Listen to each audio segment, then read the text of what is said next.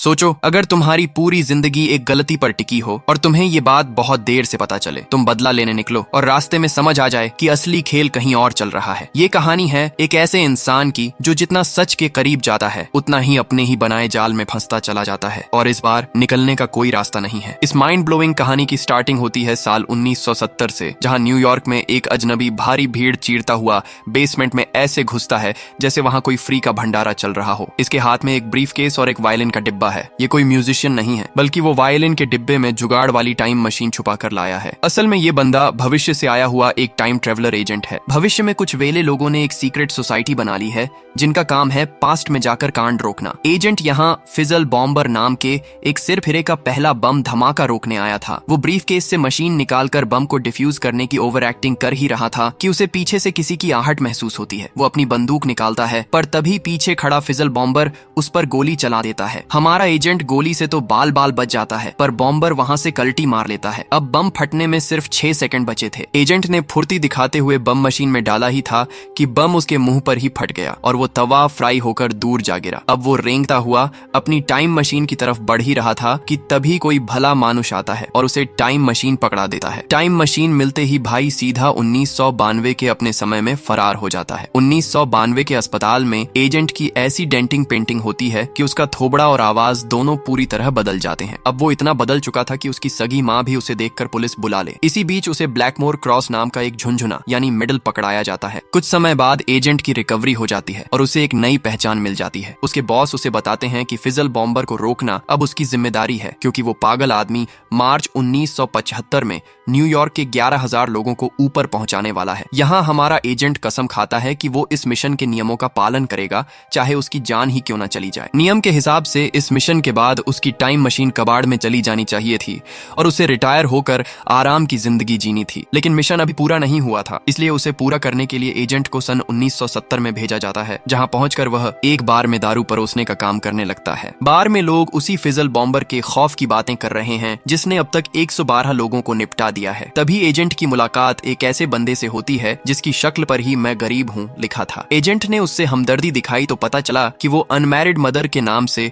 लड़कियों वाले लेख लिखता है। वो एजेंट से शर्त लगाता है कि उसके पास दुनिया की सबसे ढांसू कहानी है और अगर कहानी बकवास निकली तो वो एजेंट को पैसे देगा। एजेंट ने मजे लेते हुए पूछा कि तुम्हें औरतों के बारे में इतनी पीएचडी वाली नॉलेज कहाँ से मिली। उस बंदे ने लंबी सांस ली और बोला कि इसके पीछे एक लंबी कहानी है। फिर वो हिचकिचाते हुए बोला कि मैं शुरू से बताता हूँ। एजेंट ने बीच में ही तीर छोड़ते हुए मुस्कुराकर कहा कि क्या तुम पहले औरत थे? उस बंदे ने कहा कि हाँ, तुमने सही पकड़ा, बाद में मजबूरी में जेंडर चेंज कराना पड़ा। अब उस शख्स ने अपनी दास्तान शुरू की। 13 सितंबर 1945 को किसी ने एक नवजात बच्ची को लावारिसों की तरह अनाथालय के दरवाजे पर पटक दिया था। आश्रम वालों ने उसका नाम जेन रख दिया और वो वहीं पलने बढ़ने लगी। ये जेन बचपन से ही कोई आम बच्ची नहीं थी, बल्कि एकदम कतई जहर होशियार थी। वो सिर्फ स्मार्ट ही नहीं थी, बल्कि गली के लौंडों से भी ज्यादा गुंडा टाइप थी। उसे कभी सर्दी जुकाम तक नहीं हुआ, जैसे उसकी बॉडी में अलग ही एंटीवायरस इंस्टॉल हो। पर भाई बचपन में उसे अपने असली माँ बाप की कमी बहुत खलती थी। जैसे जैसे वो बड़ी हुई उसे लगने लगा कि वो बाकी दुनिया से बिल्कुल अलग है। वो सोचती थी कि आखिर उसने पैदा होते ही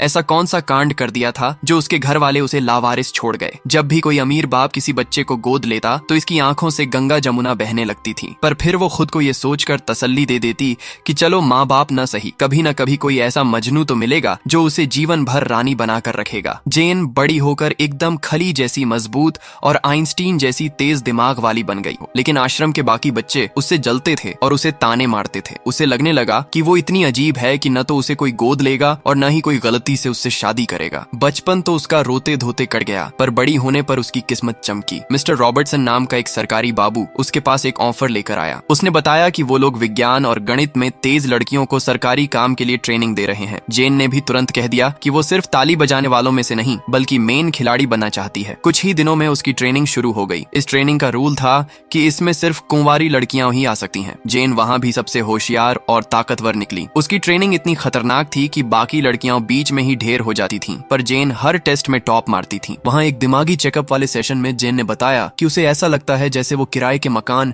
यानी किसी और के शरीर में रह रही हो। फिर एक दिन ट्रेनिंग में किसी बात पर उसका एक मोहतरमा से क्लेश हो गया और जेन ने उसे ऐसा धोया कि उसकी 7 पुश्तें याद आ गईं। पर ये WWE वाली गिरी जेन को भारी पड़ गई। इसके बाद अधिकारियों ने जेन को बोरिया बिस्तर बांधने का फरमान सुना दिया। जेन ने बहुत सफाई दी कि उसने पंगा शुरू नहीं किया था, पर कमेटी तो अपना फैसला सुना चुकी थी। बेचारा रॉबर्टसन उसके टैलेंट की कदर करता था, इसलिए उसने जेन को तसल्ली दी कि वो कमेटी से बात करके उसे एक चांस और दिलवाएगा। पर जेन के पास न तो बाप का अंधा पैसा था, न रहने को घर, इसलिए वो दूसरों के घरों में नौकरानी का काम करने लगी। यहीं उसे कन्फेशन स्टोरीज लिखने का आइडिया मिला। वो दिन में काम करती और रात में खुद को अपग्रेड करने के लिए नाइट क्लास जाती। ये बंदी अपनी पर्सनैलिटी और बात करने का तरीका सुधार रही थी। वो अच्छी नौकरी पाने के लिए तमीज से उठने बैठने की क्लास लेने लगी, पर इस काम में उसका डब्बा गोल ही था। फिर आई 3 अप्रैल 1963 की वो मनहूस शाम, जिसने जेन की लाइफ का पूरा गियर ही बदल दिया। स्कूल से लौटते वक्त उसकी टक्कर एक ऐसे छपरी आशिक से हुई जो शायद वहाँ किसी का इंतजार कर रहा था। बातों बातों में दोनों की ऐसी वाइब मैच हुई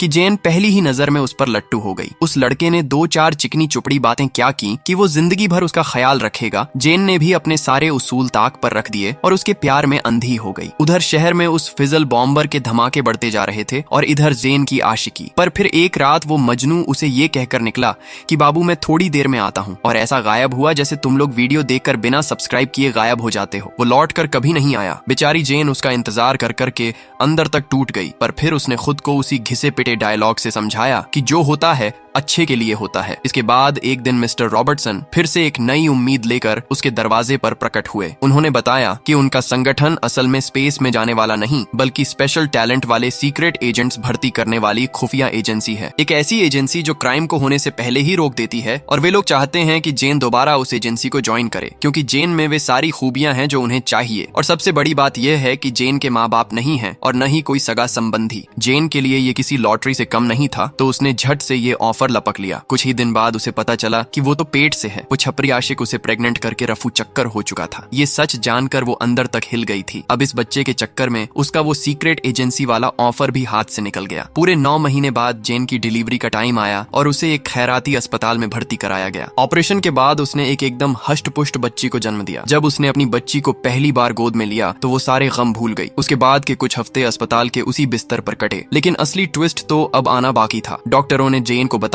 कि उसके शरीर का अंदरूनी सिस्टम एकदम चाइनीज माल की तरह डिफेक्टिव है। जांच में पता चला कि उसके अंदर महिला और पुरुष दोनों के ही पार्ट्स मौजूद हैं। डॉक्टरों ने समझाया कि ये एकदम अजूबा केस है और अगर उसे जिंदा रहना है तो एक खतरनाक सर्जरी करानी पड़ेगी। इस सर्जरी के बाद उसका महिला वाला अवतार हमेशा के लिए डिलीट हो जाएगा। अभी जेन इस सदमे से उभरी भी नहीं थी कि एक रात उसकी दुनिया फिर से लुट गई। किसी ने उसके बच्ची को चुरा लिया था। जेन ने अपनी बच्ची को पागलों की तरह हर जगह ढूंढा, लेकिन वह उसे कहीं नहीं मिली। किस्मत ने जेन को ऐसा धोबी पछाड़ मारा कि उसके पास उठने का भी स्टेमिना नहीं बचा। कुछ समय बाद जेन की सर्जरी हुई और वो पूरी तरह से एक लौंडा बन गई। ऑपरेशन के बाद उसका पूरा जीवन ही पलट गया और अब वो एक आदमी की पहचान के साथ अपनी नई जिंदगी शुरू करने लगा। तभी वो सीक्रेट एजेंसी वाले बाबू फिर से टपक पड़े। इस बार उन्होंने बोला कि अब तुम हमारे लिए एकदम परफेक्ट पीस हो, क्योंकि न तो तुम्हारा कोई परिवार है और न ही पीछे रोने वाला कोई रिश्तेदार। उस आदमी ने भी झट से हाँ कर दी और उसकी खतरनाक ट्रेनिंग शुरू हो गई। अब प्रेजेंट में वापस आते हैं। कहानी सुनाते हुए वो बंदा बार में बैठे एजेंट को बताता है कि कैसे उसकी जिंदगी ने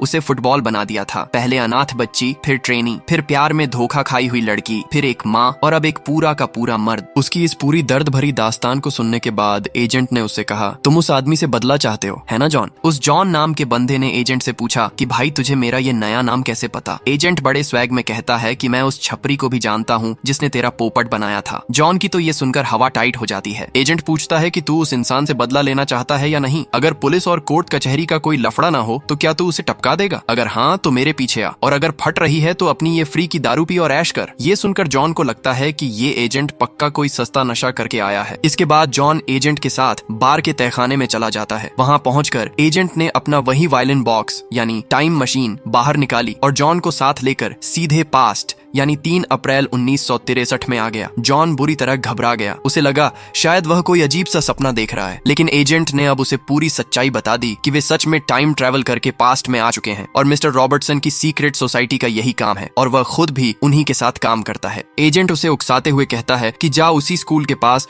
उस धोखेबाज को उड़ा दे और वापस आकर हमारे साथ सरकारी नौकरी कर ले। जॉन भी फुल फॉर्म में आकर हाँ बोल देता है। एजेंट उसे उस पुराने जमाने के कपड़े, थोड़ा रोकड़ा और एक गन देकर उसी स्कूल के बाहर छोड़ आता है जहां जेन उस अजनबी से टकराने वाली थी। जॉन घात लगाकर उस धोखेबाज का इंतजार कर ही रहा था कि तभी वो खुद किसी से टकरा जाता है। मुड़कर देखता है तो सामने कोई और नहीं बल्कि जेन खड़ी थी। मतलब समझे बाबूराव, ये जॉन ही वो छपरी आशिक था जिसने जेन को छूना लगाया था। जॉन जेन को देखते ही एकदम पिघल गया और अपना सारा बदला वदला भूलकर उसके नैन मटक्के में खो गया। उधर वो एजेंट जॉन को वहीं आशिकी लड़ाने के लिए छोड़कर अपनी टाइम मशीन से सीधा 1970 में खिसक लिया। असल में एजेंट का रिटायरमेंट नजदीक था, पर वो रिटायर होने से पहले उस फिजल बॉम्बर को पकड़ने की खुजली मिटाना चाहता था। उसे पता था कि अगर उस सनकी बॉम्बर को अभी नहीं रोका गया तो 1975 में वो 11,000 लोगों को बिना टिकट यमराज के पास भेज देगा। एजेंट उसी बेसमेंट में पहुंचता है जहां शुरुआत में बॉम्बर अपना पहला बम फिट कर रहा था। एजेंट गोली चलाता है पर उसका निशाना इतना गंदा था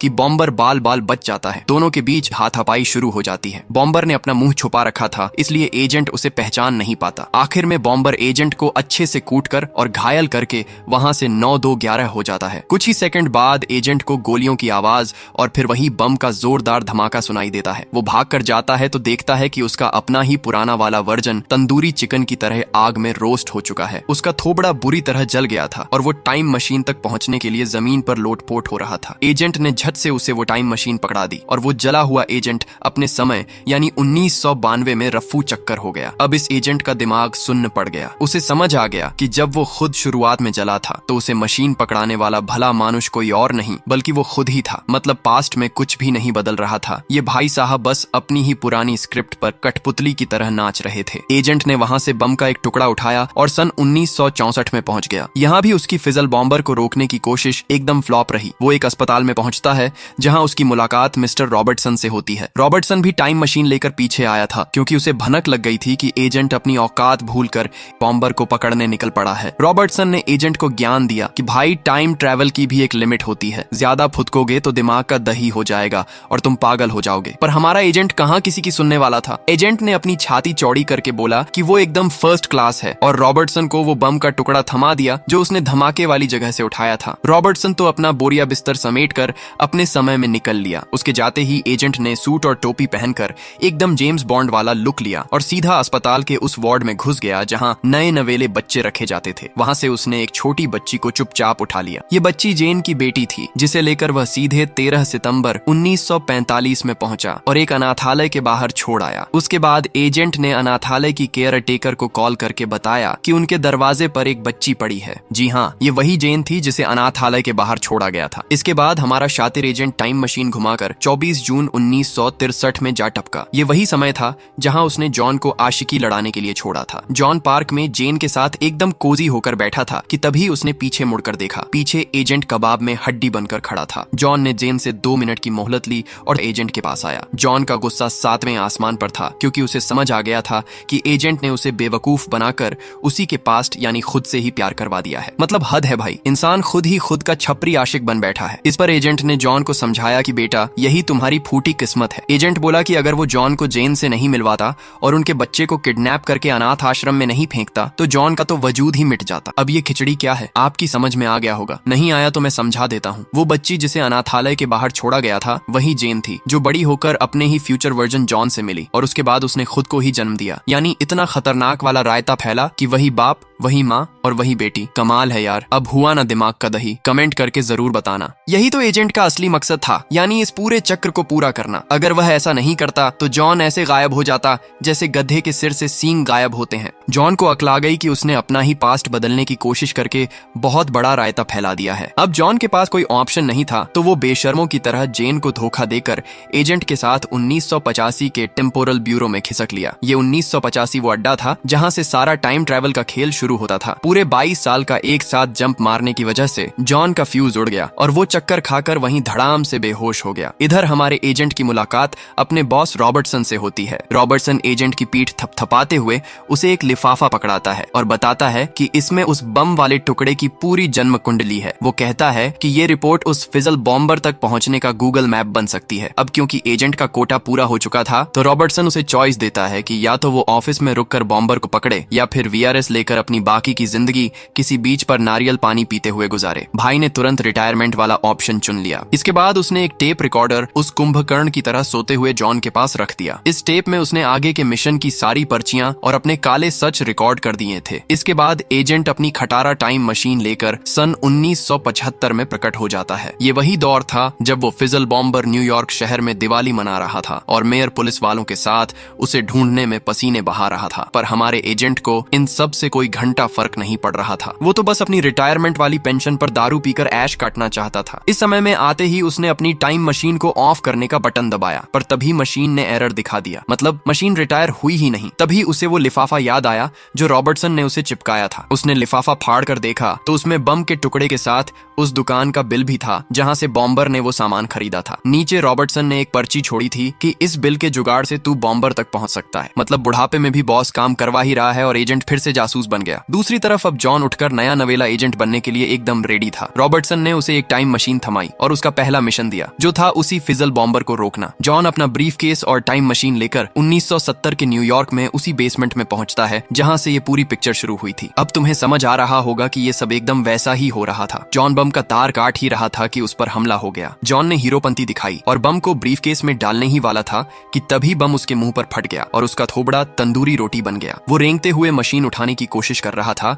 कि तभी एजेंट आकर उसकी मदद कर देता है। अब सब कुछ क्लियर हो गया कि जॉन और एजेंट दोनों एक ही थे। यानी धमाके में जॉन का चेहरा जल गया था। उसके बाद उसके चेहरे की प्लास्टिक सर्जरी हुई और फिर उसका चेहरा पूरी तरह बदल दिया गया। इसके बाद उसने वो टेप रिकॉर्डर भी सुना जो फ्यूचर वाला जॉन यानी एजेंट उसके लिए छोड़ गया था। उसमें एजेंट ने बताया था कि उसने पहली बार टाइम ट्रेवल करते वक्त बहुत बड़ी बेवकूफी कर दी थी। वो बेवकूफी थी पास्ट में जाकर खुद को यानी उस छपरी आशिक को मारने की कोशिश करना। पर असल में वो एक ऐसे टाइम लूप में फंस चुका था जिसका कोई एंड नहीं था। रॉबर्टसन को इस जलेबी वाले टाइम लूप की सारी भनक थी, इसलिए वो एजेंट को उंगलियों पर नचाकर इस लूप को सही से चला रहा था। अगर एजेंट इस लूप को तोड़ने की होशियारी दिखाता तो वो और बुरी तरह फंस जाता। उधर दूसरी ओर एजेंट उस बिल के पते पर पहुंचते पहुंचते एक लॉन्ड्री की दुकान पर जा धमका। सामने ही वो फिजल बॉम्बर मजे से बैठा हुआ था। एजेंट ने फुल चौड़ में उस पर बंदूक तान दी, पर जैसे ही उसने बॉम्बर का चेहरा देखा उसके पैरों तले जमीन खिसक गई और तोते उड़ गए। सामने कोई और नहीं बल्कि वो खुद बैठा था। मतलब फ्यूचर से आकर पास्ट में शहर उड़ाने वाला आतंकवादी खुद एजेंट ही था। अब तुम सोचोगे कि ऐसा क्यों? असल में रॉबर्टसन ने एजेंट को 1000 बार समझाया था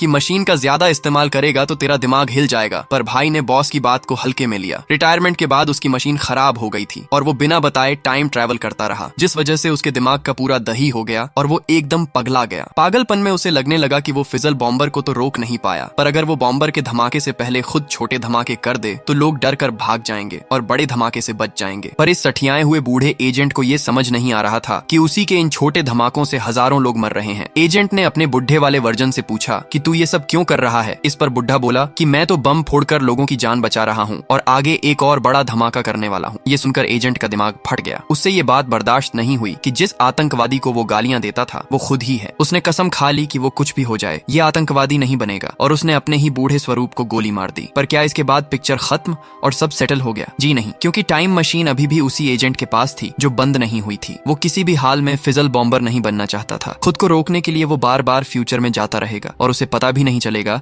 कि कब ज्यादा टाइम ट्रैवल करने की वजह से उसका दिमाग फिर से सटक जाएगा। वो पागल हो जाएगा और वापस से वही बम फोड़ने वाला आतंकवादी बन जाएगा। मतलब ये जॉन, जेन, एजेंट और बॉम्बर सब एक ही आदमी हैं और ये एक ऐसे लूप में फंस चुका है जहां से बाहर आने का कोई रास्ता नहीं है। और इसी के साथ तुम्हारे दिमाग का दही करने वाली इस कहानी का दी एंड हो जाता है। अगर इस कहानी ने आपका दिमाग प्रेशर कुकर बना दिया है तो एक छोटा सा काम कर दो। वीडियो पसंद आई हो तो लाइक कर दो, क्योंकि यहाँ हम टाइम मशीन तो दे नहीं सकते, पर अगली बार फिर दिमाग घुमाने जरूर आएंगे। और हाँ, सब्सक्राइब कर लो, वरना कहीं ऐसा ना हो कि अगले लूप में आप ही अपने मोबाइल को ढूंढते रह जाओ।